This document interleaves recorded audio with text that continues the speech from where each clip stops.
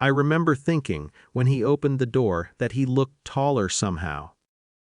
Not physically, just inflated. Air of airports and casinos had stayed inside him, lifting his shoulders, sharpening his smile. He rolled his suitcase in with one hand and balanced 3 glossy shopping bags in the other. White, black, gold lettering, names I recognized only from window, displays I'd never entered. He didn't hug me. He didn't ask how my week had been. He set the bags on the kitchen counter like trophies. Vegas was insane, he said, loosening his jacket. You wouldn't understand luxury like this anyway. He said it lightly, almost kindly, the way people say things when they believe they're being honest, not cruel. I stood by the sink, drying a glass that was already dry. You're right, I said. He looked up, surprised by the agreement. But I do understand that I changed the locks this morning. For a second he laughed. It came out automatically, like muscle memory. Then he tried his key. Once, twice. Harder the 3rd time. The metal scraped uselessly. He turned to me slowly. What? I reached into the drawer where I had kept the papers for 3 days, folded so many times the edges were soft. I filed, I said. You've been served. Officially, in about 5 minutes. He stared at the counter. At the bags. At me. Color drained from his face in stages like water being pulled from fabric. We had been married 11 years. For 7 of them, I told myself his tone was just confidence. That his dismissals were jokes. Secrecy around money was being responsible. That his trips were networking. When I asked where the bonuses went, he said, "You worry too much." When I suggested joint accounts, he said, "You wouldn't understand investments." When I questioned sudden withdrawals, he said, "Trust me." And I did, because love at first feels like faith. Later, feels like negligence. The Vegas trip was supposed to be 3 days. It became 6. No calls, short texts, hotel lobby photos cropped too tightly, receipts he forgot to hide on our shared cloud. I didn't confront him. I started collecting evidence, understanding, a lawyer, a financial counselor, bank statements printed at a copy shop across town so I wouldn't use our printer, a notebook where I wrote questions I was afraid to ask out loud. I learned how much of our life was imaginary, how many accounts existed without my name, how many business expenses were weekends, how many lies had been delivered gently. Changing the locks took 20 minutes. The locksmith didn't ask questions. He just worked.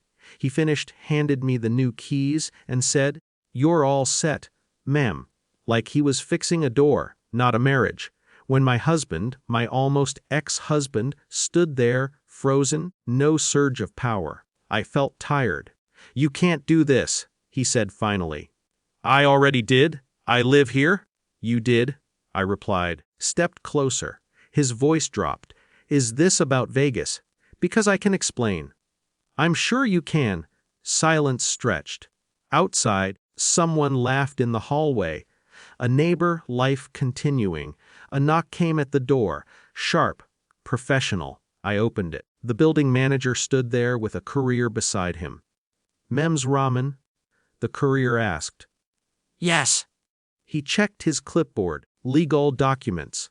I signed. My husband watched, helpless, as the pen moved across the page. Authority doesn't always arrive with sirens. Sometimes it comes with a clipboard and polite eye contact. The manager cleared his throat. "Sir," he said to my husband, "you'll need to arrange a time to collect personal belongings." "With notice!" My husband looked at him like he was speaking another language. "I'm her husband," he said.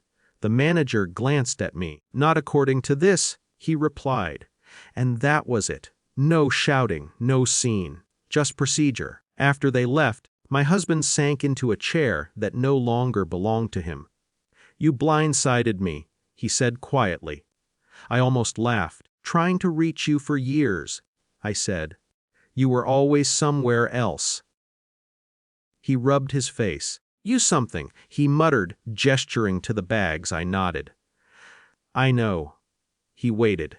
I didn't ask. Eventually he stood. Call my brother. That's probably wise. At the door, he paused. You think you're better than me now. I considered. No, I said. I think I'm finally honest with myself. He left. The apartment felt enormous afterward. Too quiet. Too clean. That night, cereal for dinner and sat on the floor because the couch still smelled like him.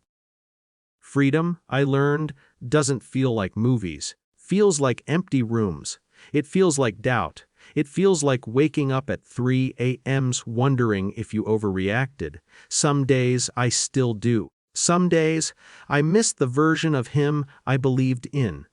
But I no longer miss the version of myself who accepted being small. Manage my own accounts now. I read contracts. I ask uncomfortable questions. I lock my doors, not because I'm afraid, because I know what I'm worth protecting. There was no celebration, no victory speech. Just a quiet life rebuilt piece by piece. That is enough.